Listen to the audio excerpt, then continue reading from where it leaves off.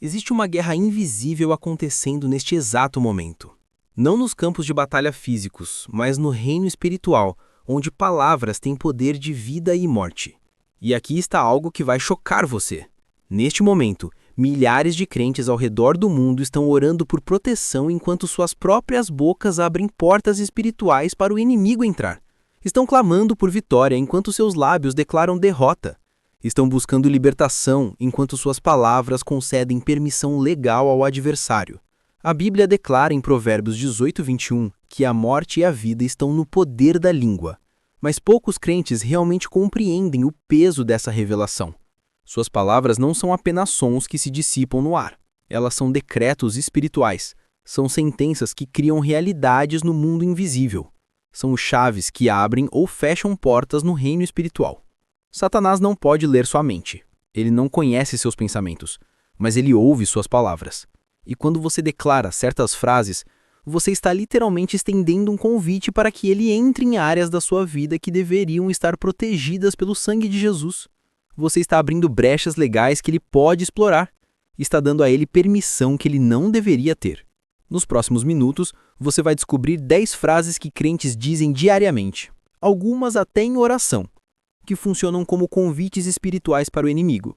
Frases que parecem inofensivas, mas que carregam poder destrutivo. Palavras que você precisa arrancar do seu vocabulário hoje mesmo. E mais importante, você vai aprender como substituí-las por declarações de fé que fecham portas para o inimigo e abrem janelas do céu.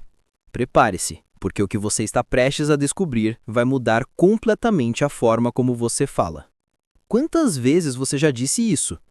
Teve um dia difícil no trabalho e declarou: "Eu não aguento mais isso."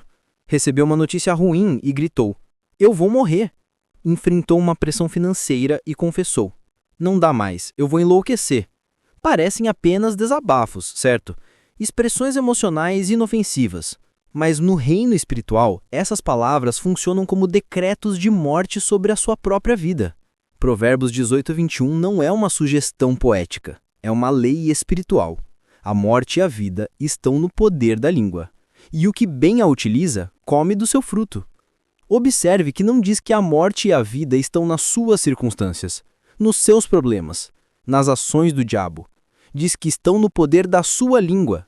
Suas palavras criam, suas declarações profetizam sobre o seu futuro. Quando você diz, "eu não aguento mais", você está profetizando o colapso sobre si mesmo. Está decretando que suas forças acabaram, que você chegou ao limite, que não há mais saída. E o inimigo ouve isso. Ele não pode criar a sua derrota, mas quando você a declara com a sua própria boca, você lhe dá permissão legal para executá-la. Você está concordando com o plano dele, em vez de concordar com o plano de Deus. A palavra de Deus diz em Filipenses 4:13, "Tudo posso naquele que me fortalece." Mas se a sua boca está dizendo o oposto, se você está confessando fraqueza, derrota, colapso, então você está anulando a promessa de Deus com as suas próprias palavras. Você está escolhendo acreditar mais nas suas emoções do que na palavra eterna. Aqui está a verdade chocante. Você nunca chegou ao seu limite real.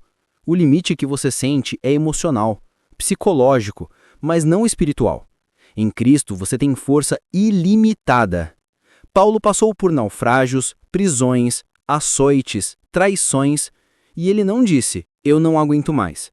Ele disse, "Tudo posso naquele que me fortalece." A diferença entre Paulo e muitos crentes hoje é que Paulo controlava a sua língua. Ele sabia que suas palavras tinham poder. Quando você declara, "eu vou morrer", mesmo que seja em tom de brincadeira, você está profetizando morte.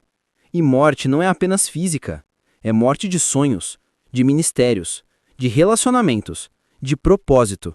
Tiago 3, 5, 6 diz que a língua é um fogo, mundo de iniquidade, contamina todo o corpo e inflama o curso da natureza, sendo ela mesma inflamada pelo inferno. Suas palavras podem ser inflamadas pelo céu ou pelo inferno. A escolha é sua. Então, qual é a substituição? Quando você sentir vontade de dizer, "eu não aguento mais", pare, respire fundo e declare, "Eu posso todas as coisas em Cristo que me fortalece. O Senhor é a minha força e o meu escudo. Ele renova as minhas forças como a águia." Quando vier a tentação de gritar, eu vou morrer, resista e proclame, viverei e não morrerei, e contarei as obras do Senhor. A vida e a morte estão diante de mim, e eu escolho a vida. Parece simples. É, mas poucos têm a disciplina de controlar a língua. E é por isso que muitos vivem em ciclos de derrota. Não porque Deus é fraco, mas porque suas próprias bocas estão trabalhando contra eles. Essa é uma das frases mais perigosas que um crente pode dizer. E infelizmente é muito comum. Alguém enfrenta uma sequência de problemas financeiros e declara: minha família é amaldiçoada com pobreza. Outro vê padrões de divórcio em gerações anteriores e confessa: somos amaldiçoados no casamento. Há quem olhe para doenças recorrentes e diga: temos uma maldição de saúde na família. Aqui está o problema mortal com essa declaração. Ela nega completamente a obra da cruz. Gálatas 3, 13 e 14 é cristalino. Cristo nos resgatou da maldição da lei, fazendo-se maldição por nós. Porque está escrito, maldito todo aquele que for pendurado no madeiro, para que a bênção de Abraão chegasse aos gentios por Jesus Cristo, e para que pela fé nós recebêssemos a promessa do Espírito. Leia isso de novo. Cristo nos resgatou da maldição. E isso é passado. É um fato consumado. Não é algo que ele vai fazer. É algo que ele já fez. Quando Jesus morreu na cruz, ele não apenas levou seus pecados, ele quebrou toda a maldição que tinha poder sobre você. Maldição de pobreza, de doença, de fracasso, de morte prematura, todas foram desarmadas no Calvário. Então, quando você diz, eu sou amaldiçoado, você está negando completamente a eficácia do sangue de Jesus. Está dizendo que a cruz não foi suficiente. Está dizendo que o sacrifício de Cristo falhou em te libertar. E essa é uma das maiores ofensas espirituais que você pode cometer. Mas tem algo pior ainda. Quando você aceita uma maldição que Cristo já quebrou, você a reativa sobre a sua vida. Você reabre uma porta que Jesus fechou. É como se alguém te libertasse da prisão e você, em vez de sair, ficasse sentado na cela dizendo, eu sou um prisioneiro. A porta está aberta, mas você escolhe permanecer preso. Agora, é importante fazer uma distinção crucial aqui. Consequências de pecado não são maldições. Se você vive em pecado deliberado, vai colher consequências. Gálatas 6:8 diz, não vos enganeis, Deus não se deixa escarnecer. Tudo o que o homem semear, isso também ceifará. Mas consequência não é maldição. Consequência é resultado natural de escolhas. Maldição é uma sentença espiritual que te persegue independente das suas escolhas. E aqui está a boa notícia. Mesmo consequências podem ser redimidas. Deus é especialista em transformar cinzas em beleza. Mas primeiro você precisa parar de concordar com o inimigo. Precisa parar de declarar maldição sobre si mesmo. A substituição é poderosa e simples. Toda vez que vier à sua mente a ideia de que você ou a sua família são amaldiçoados, você declara em voz alta: Cristo me redimiu de toda a maldição. Ele foi feito maldição por mim. Eu sou abençoado e não amaldiçoado. Sou cabeça e não cauda. Estou acima e não abaixo. A bênção de Abraão é minha herança em Cristo Jesus. Você precisa decretar isso até que penetre no seu espírito. Até que você acredite mais no que Deus diz do que no padrão negativo que você vê. A fé não nega a realidade, mas declara uma realidade maior. E essa realidade maior é que você está em Cristo, e em Cristo não há maldição.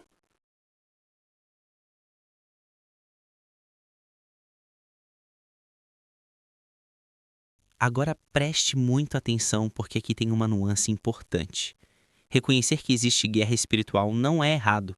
Paulo deixou claro em Efésios 6,12 que não lutamos contra carne e sangue, mas contra principados, contra potestades, contra os príncipes das trevas deste século. O problema não é reconhecer o ataque. O problema é a forma como você reconhece. Quando você diz o diabo está me atacando, com medo, com desespero, com o sentimento de vítima impotente, você está magnificando o inimigo e minimizando o poder de Cristo em você. Está colocando Satanás numa posição que ele não tem. Está dando a ele mais crédito do que ele merece. Aqui está uma verdade que vai libertar você. Satanás é um inimigo derrotado. Colossenses 2,15 declara que Jesus despojou os principados e potestades, os exibiu publicamente e deles triunfou na cruz. A palavra despojou significa desarmar completamente. Jesus não apenas venceu o diabo, ele o humilhou publicamente, arrancou dele toda a autoridade legal. Então, quando você anda com medo do diabo, quando vive em pânico por causa de ataques espirituais, você está vivendo como se a cruz não tivesse acontecido. Está reagindo como se Satanás ainda tivesse o poder que ele tinha antes do Calvário. E ao fazer isso, você lhe dá um poder que ele não possui mais. Efésios 2,6 diz que Deus nos fez assentar nos lugares celestiais em Cristo Jesus. Você não está lutando para chegar ao trono, você já está sentado com Cristo acima de todo o principado e potestade. Sua posição é de autoridade, não de medo. Você não está debaixo do ataque, você está acima dele. Agora, isso não significa negar que ataques existem, eles existem. Pedro alertou: sede sóbrios e vigilantes. O diabo, vosso adversário, anda em derredor como leão que ruge, procurando a quem possa tragar. Mas observe que ele anda procurando a quem possa tragar. Ele não pode tragar qualquer um, só pode tragar aqueles que lhe dão permissão, que vivem em medo, que não resistem. A forma correta de lidar com o ataque espiritual é o que Tiago 4,7 ensina: sujeitai-vos a Deus, resisti ao diabo e ele fugirá de vós. Primeiro, sujeição a Deus, isso te coloca em posição de autoridade. Depois, resistência ativa, não passividade, não medo, mas confronto com a autoridade. E o resultado? Ele foge. Não você foge dele. Ele foge de você. Então, a substituição é esta. Em vez de dizer com medo, o diabo está me atacando, você declara com autoridade: reconheço que há resistência espiritual, mas eu estou em Cristo, acima de todo principado e potestade. Resisto ao diabo em nome de Jesus e ele tem que fugir. Eu não sou vítima, sou mais que vencedor. A batalha já foi vencida no Calvário. Veja a diferença? Uma declaração te coloca como vítima, a outra te coloca como vencedor. E o inimigo sabe a diferença. Ele só tem poder sobre aqueles que acreditam que ele tem. Esta frase revela uma distorção profunda sobre o caráter de Deus e é uma das ferramentas mais eficazes do diabo para manter crentes em prisões psicológicas. Quando algo ruim acontece, quando uma tragédia atinge, quando as coisas não saem como planejado, muitos crentes imediatamente concluem: Deus está me castigando por causa daquele pecado que cometi. Vamos estabelecer algo com absoluta clareza: Deus não está te punindo. Romanos 8,1 é definitivo. Portanto, agora nenhuma condenação há para os que estão em Cristo Jesus. Nenhuma. Zero. Nada. A palavra condenação vem do grego katakrima, que significa sentença de punição. Paulo está dizendo que não há sentença de punição pendente sobre você. Ela foi executada em Cristo na cruz. Mas alguém pode dizer: e quanto a Hebreus 12,6 que diz: porque o Senhor corrige o que ama? Excelente pergunta. Aqui está a diferença crucial. Disciplina não é punição. Punição é retribuição por erro cometido. Disciplina é treinamento para crescimento. Um pai que disciplina o filho não está se vingando dele, está moldando o seu caráter. A disciplina de Deus é sempre amorosa, sempre intencional, sempre para te aproximar dele, nunca para te destruir. Provérbios 3, 11 e 12 diz: Filho meu, não rejeites a correção do Senhor, nem te enojes da sua repreensão, porque o Senhor repreende aquele a quem ama, assim como o pai ao filho a quem quer bem. Mas punição, castigo no sentido de ira sendo derramada sobre você? Nunca, porque toda a ira de Deus que você merecia já foi derramada sobre Jesus. Isaías 53:5 é claro: mas ele foi ferido pelas nossas transgressões e moído pelas nossas iniquidades. O castigo que nos traz a paz estava sobre ele. O castigo já estava sobre ele, não está sobre você. Quando você diz Deus está me castigando, você está fazendo 3 coisas terríveis. Primeiro, está distorcendo o caráter de Deus, pintando-o como um tirano vingativo, em vez de um pai amoroso. Segundo, está negando a suficiência do sacrifício de Cristo, sugerindo que a cruz não foi suficiente para pagar seus pecados.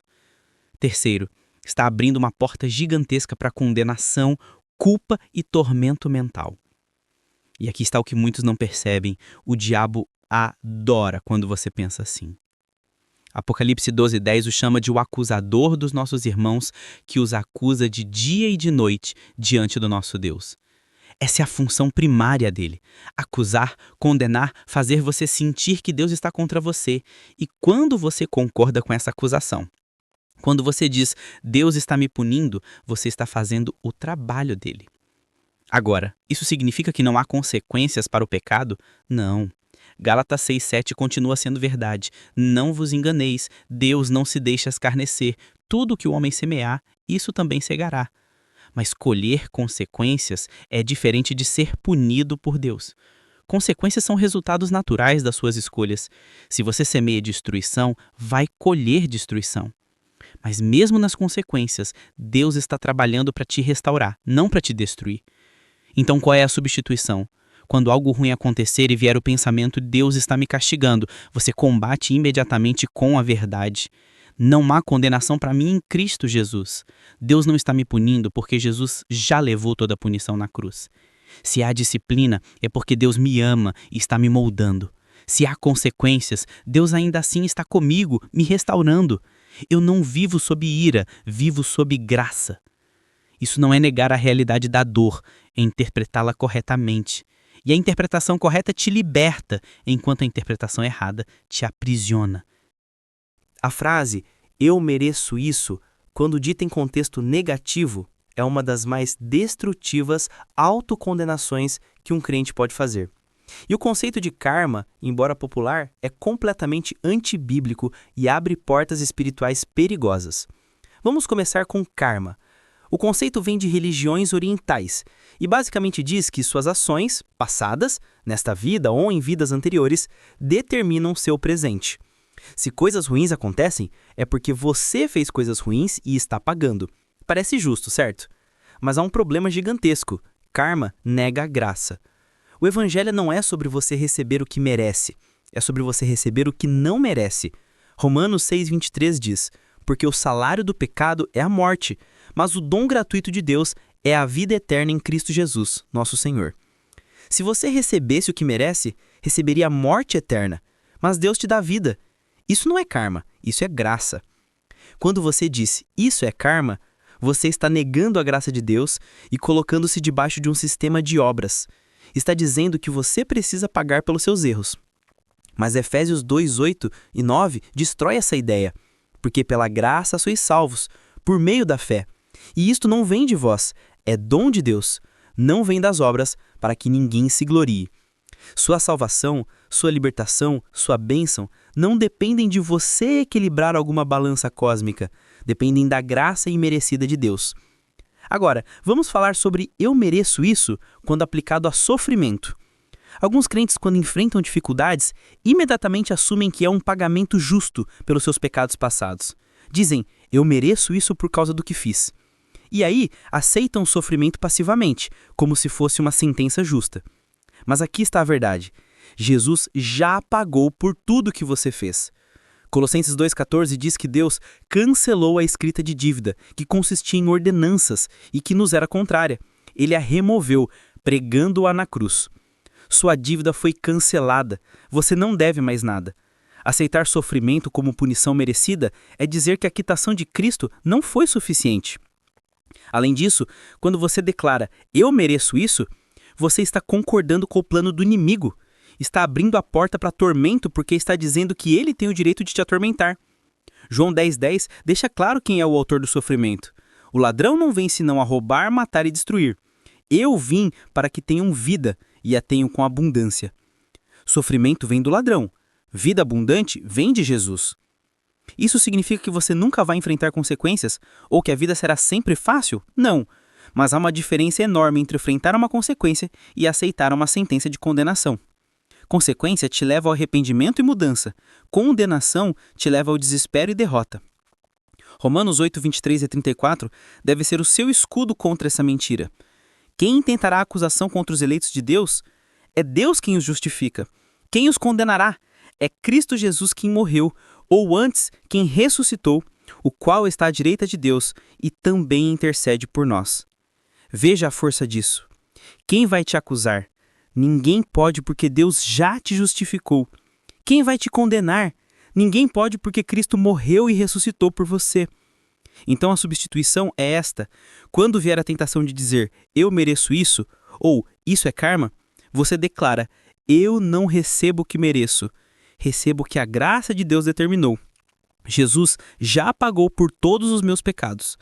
Eu fui justificado, não por obras, mas pelo sangue de Jesus. Eu não vivo sob condenação, vivo sob favor imerecido. E você precisa acreditar nisso de verdade. Precisa deixar que essa verdade penetre fundo, quebre a mentalidade de vítima e te coloque na posição de filho amado. Estas são profecias autodestrutivas. São decretos negativos sobre o próprio futuro e funcionam como maldições autoimpostas. Quando você declara repetidamente, nada dá certo para mim, você está profetizando fracasso.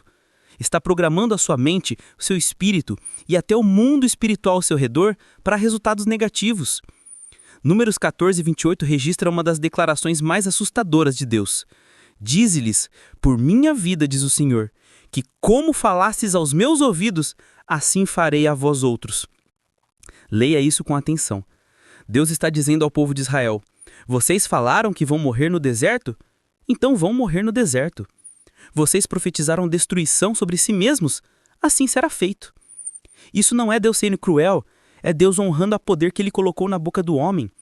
Suas palavras criam, suas declarações abrem portas no reino espiritual.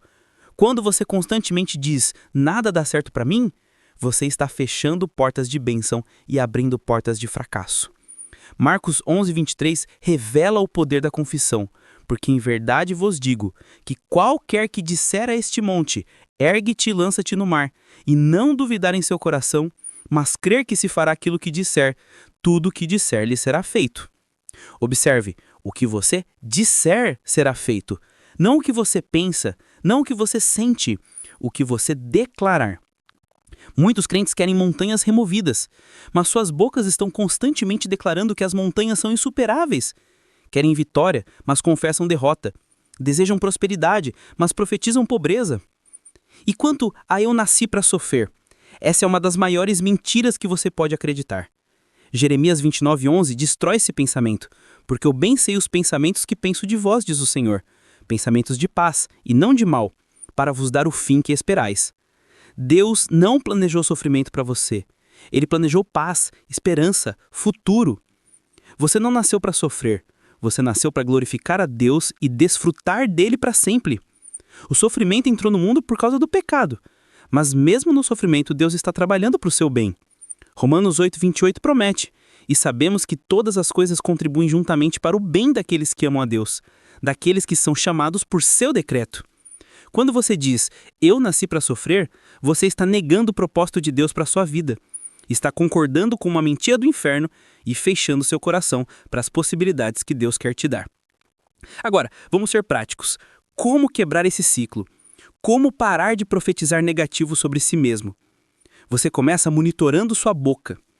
Cada vez que for dizer algo negativo sobre o seu futuro, pare, respire e substitua por uma declaração de fé baseada na palavra. Em vez de dizer, nada dá certo para mim, declare, tudo que eu faço prospera. Sou abençoado na cidade e no campo. Sou cabeça e não cauda. O Senhor me faz prosperar. Em vez de dizer, eu nasci para sofrer, proclame, eu nasci com propósito. Deus tem planos de paz para mim, para me dar futuro e esperança. Eu fui criado para vencer, não para ser vencido. Isso não é pensamento positivo barato, é fé bíblica, é alinhar a sua boca com o que Deus já disse. E quando você faz isso constantemente, você começa a ver chances. Não porque você manipulou a Deus, mas porque você parou de trabalhar contra Ele. Medo é fé invertida. É acreditar que o mal vai acontecer em vez de acreditar que o bem vai acontecer. E quando você constantemente declara seus medos, você os fortalece, dá a eles mais poder sobre você. Jó 3:25 registra uma das confissões mais reveladoras da Bíblia. Porque o que eu temia veio sobre mim, e o que receava me aconteceu. Jó estava declarando que aquilo que ele temia constantemente acabou acontecendo. Alguns teólogos acreditam que Jó, por viver em constante medo pelos seus filhos, abriu uma brecha espiritual que o inimigo explorou. Agora, medo em si não é pecado, é uma emoção humana. Jesus sentiu angústia no Getsêmani. Paulo falou sobre seus temores.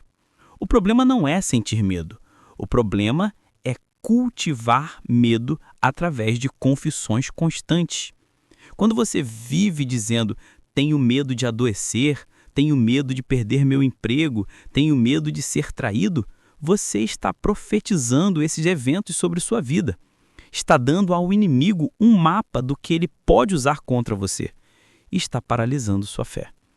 2 Timóteo 1,7 é a resposta de Deus para o medo. Porque Deus não nos deu espírito de covardia, mas de poder, de amor e de moderação. Observe que medo não vem de Deus. O espírito de medo vem de outra fonte. Deus te deu espírito de poder, amor e mente sã. O Salmo 91 repete constantemente, não temerás. Não é uma sugestão, é um comando. Você não deve cultivar medo porque medo abre portas para o inimigo. Medo paralisa, enquanto fé mobiliza. Medo te faz recuar, enquanto fé te faz avançar. Agora, é importante distinguir entre medo e prudência. Prudência é sabedoria prática, é tomar cuidados razoáveis. Você não coloca a mão no fogo só porque não tem medo de queimar.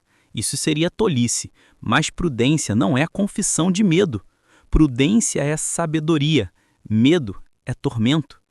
1 João 4,18 diz, no amor não há medo. Antes o perfeito amor lança fora o medo, porque o medo envolve castigo, e quem tem medo não está aperfeiçoado no amor. Medo traz tormento. Medo te faz viver esperando o pior. E isso não vem de Deus. Então, como substituir declarações de medo? Toda vez que você se pegar dizendo, tenho medo de, pare imediatamente e declare o oposto baseado na palavra. Tenho medo de adoecer se torna, eu tenho a cura de Cristo, pelas suas feridas fui sarado. Eu não ando por medo, ando por fé. Tenho medo de perder meu emprego, se torna, Deus é o meu provedor, Ele supre todas as minhas necessidades. Eu confio nele, não nas circunstâncias. Tenho medo de ser traído, se torna, Deus é fiel, Ele me guarda e me protege. Eu descanso na sua fidelidade. E você precisa fazer isso em voz alta, porque quando você declara a verdade com sua boca, você está usando a arma mais poderosa que Deus te deu, a palavra da sua boca. Apocalipse 12:11 diz que os crentes venceram o diabo pelo sangue do Cordeiro e pela palavra do seu testemunho. O sangue é o fato, sua palavra é a confissão desse fato. Se existe uma porta gigantesca que você pode abrir para tormento espiritual, é através da falta de perdão e do ódio. Jesus foi explícito sobre isso em Mateus 18, 34 e 35, na parábola do credor incompassivo. É indignado, o seu senhor o entregou aos atormentadores, até que pagasse tudo o que lhe devia. Assim vos fará também meu Pai Celestial, se do coração não perdoardes, cada um a seu irmão. Leia essa parte de novo. O entregou aos atormentadores. Quando você não perdoa, quando você guarda rancor, quando você cultiva ódio, você está se entregando voluntariamente a espíritos de tormento. Você está abrindo a porta da sua vida e dizendo, podem entrar e me atormentar. Paulo entendeu isso profundamente. Em Efésios 4, 26 e 27, ele adverte, irai-vos e não pequeis. Não se ponha o sol sobre a vossa ira, nem deis lugar ao diabo. A palavra lugar aqui é topos em grego, que significa território, espaço, oportunidade. Quando você guarda a ira, quando você não perdoa, você está dando lugar ao diabo. Está dando a ele um território legal na sua vida.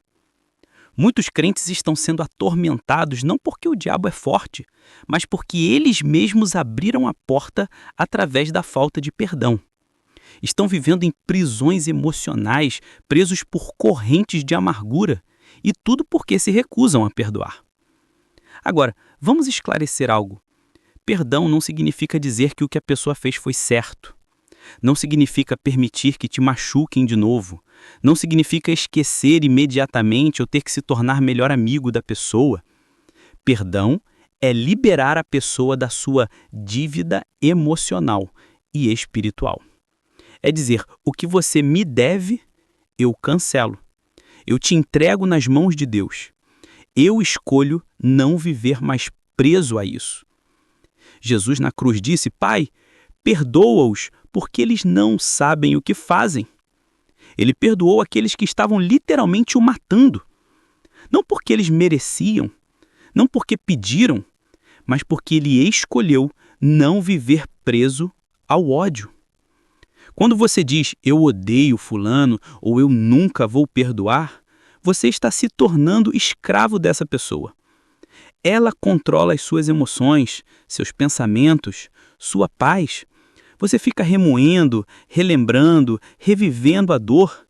E enquanto isso, a pessoa que te machucou provavelmente está vivendo tranquilamente. Você está na prisão, não ela. Hebreus 12:15 adverte: atentai para que ninguém se prive da graça de Deus, e para que nenhuma raiz de amargura, brotando, vos perturbe e por ela muitos se contaminem. A amargura é comparada a uma raiz. Ela cresce no oculto, se espalha, contamina tudo ao redor e, eventualmente, produz fruto venenoso na sua vida. Então, como é a substituição? Quando você sentir ódio, quando vier a tentação de dizer eu nunca vou perdoar, você precisa tomar uma decisão consciente. Você declara eu escolho perdoar, não porque a pessoa merece, mas porque eu quero ser livre. Eu libero essa pessoa para Deus, eu cancelo a dívida, eu não vou mais viver preso a isso. E você precisa declarar isso várias vezes. Perdão, muitas vezes é um processo, não um evento único. Cada vez que a lembrança voltar, cada vez que a dor ressurgir, você declara novamente, eu perdoo, eu libero, eu escolho paz. Há um movimento recente na igreja onde decretar se tornou extremamente popular. Você vê crentes decretando vitória, decretando prosperidade, decretando cura, e embora seja bíblico declarar a palavra de Deus, há um perigo quando decretos são feitos sem fundamento bíblico ou autoridade real. Jó 22:28 diz, determinarás uma coisa e ela será estabelecida. E esse versículo é frequentemente usado para ensinar que podemos decretar qualquer coisa e ela acontecerá. Mas há um problema de contexto. Quem está falando em Jó 22? Elifaz, um dos amigos de Jó, que estava errado em sua teologia. No final do livro, Deus repreende Elifaz e seus amigos por não falarem corretamente sobre ele. Isso não significa que decretar é errado. Significa que decretar precisa ter base. Marcos 11:23 é legítimo, porque em verdade vos digo que qualquer que disser a este monte, ergue-te e lança-te no mar, e não duvidar em seu coração, mas crer que se fará aquilo que diz, tudo o que disser lhe será feito. Mas observe a condição, e não duvidar em seu coração, mas crer. Você só pode decretar com fé o que Deus já revelou. Você não pode decretar coisas que são contra a vontade de Deus e esperar que aconteçam. Você não pode decretar, eu vou ficar rico na loteria, quando a Bíblia condena jogos de azar. Não pode decretar, fulano vai se apaixonar por mim, quando isso viola o livre-arbítrio da pessoa.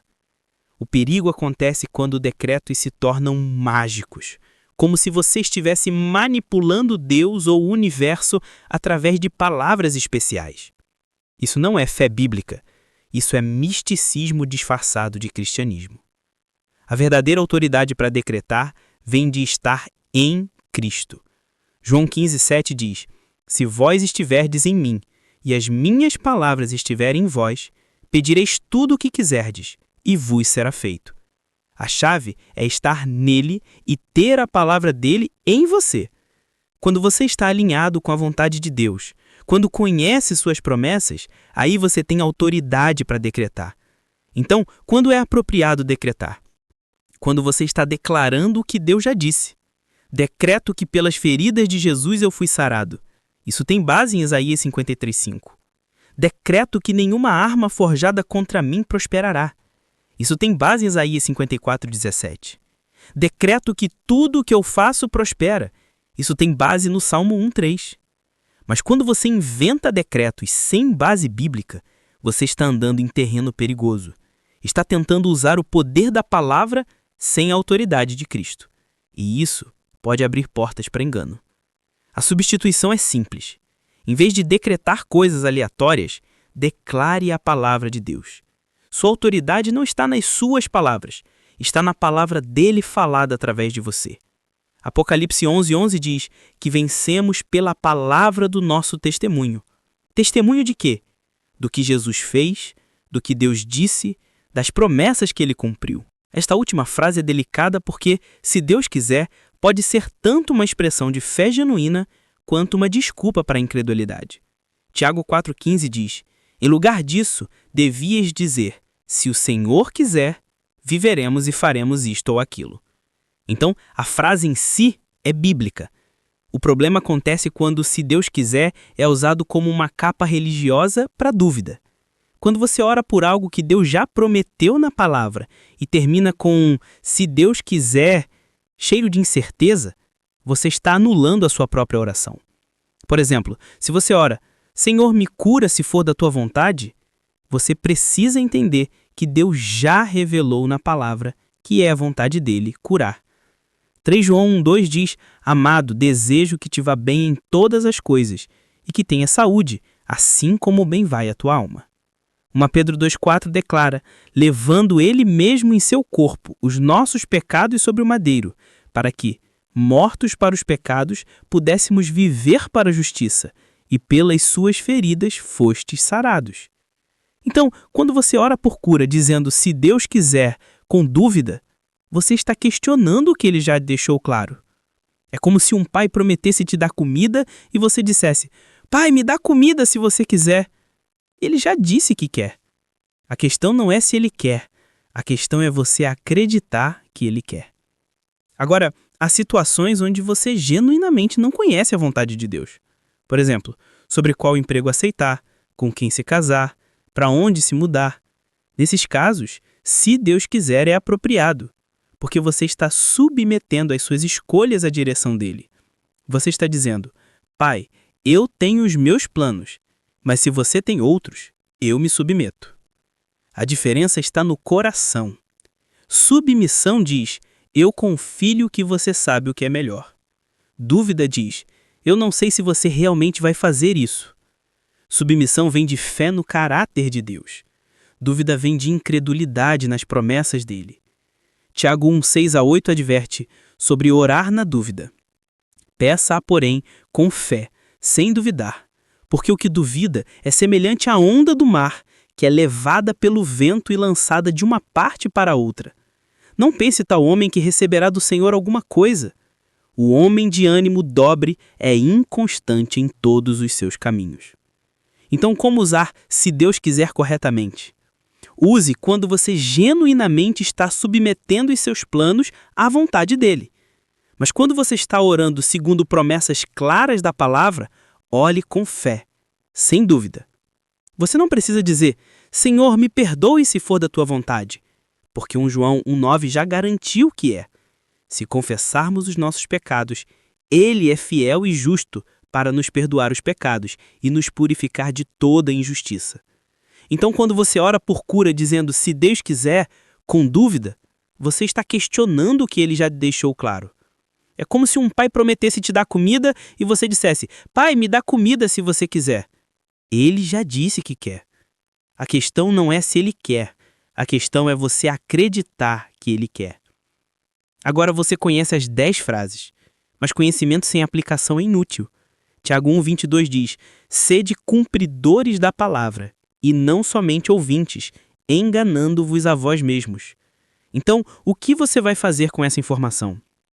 Primeiro, você precisa tomar uma decisão consciente de monitorar a sua boca. Provérbios 3:23 diz: sobre tudo que se deve guardar, guarda o teu coração, porque dele procedem as fontes da vida. E Jesus acrescentou em Mateus 12:34, porque a boca fala do que está cheio o coração. Suas palavras revelam o estado do seu coração. Se está cheio de medo, sua boca falará medo. Se está cheio de fé, falará fé. Então, a mudança começa no coração. Romanos 10:17 ensina, de sorte que a fé vem pelo ouvir, e o ouvir pela palavra de Deus. Encha o coração com a palavra, medite nela dia e noite, e ela começará a sair pela sua boca. Segundo, quando você se pegar dizendo uma dessas 10 frases, corrija imediatamente. Não espere, não deixe a declaração negativa ecoar no mundo espiritual. Cancela-a com uma declaração de fé. Se você disse, eu não aguento mais, declare imediatamente, cancelo esta palavra, eu posso tudo em Cristo. Terceiro, jejue de negatividade. Por 21 dias, faça um jejum onde você se compromete a não dizer nada negativo sobre si mesmo, sua família, seu futuro. Toda vez que vier a tentação, você substitui por uma confissão bíblica. Isso reprogramará a sua mente e a sua boca. Quarto, encontre um parceiro de prestação de contas. Alguém de confiança que você autoriza a te corrigir quando te ouvir falando negativamente. Provérbios 27:17 diz, como o ferro afia o ferro, assim o homem afia o seu companheiro. Você precisa de alguém que te ajude nessa jornada. Quinto, celebre vitórias. Cada dia que você passar sem dizer essas 10 destrutivas é uma vitória. Cada vez que você substituir uma declaração negativa por uma positiva, é um triunfo. Reconheça o seu progresso. Deus está trabalhando em você. A verdade é esta: a sua vida vai na direção das suas palavras. Provérbios 18:21 não é uma sugestão poética, é uma lei espiritual imutável. Morte e vida estão no poder da sua língua. Você escolhe qual servir através do que você fala. As portas espirituais abertas por essas 10 frases causaram mais danos na vida de crentes do que muitos ataques externos. Porque quando você abre a porta de dentro, não há cerca externa que te proteja. Mas a boa notícia é que as mesmas portas que você abriu, você pode fechar. A mesma boca que decretou morte pode decretar vida. O mesmo crente que vivia em derrota pode andar em vitória. Efésios 6:17 chama a palavra de Deus de espada do Espírito. Mas uma espada na bainha não serve de nada. Você precisa desembainhar essa espada. E você a desembainha quando declara a palavra com a sua boca, quando você confronta as mentiras do inimigo com a verdade de Deus, quando você substitui confissões de derrota por declarações de vitória.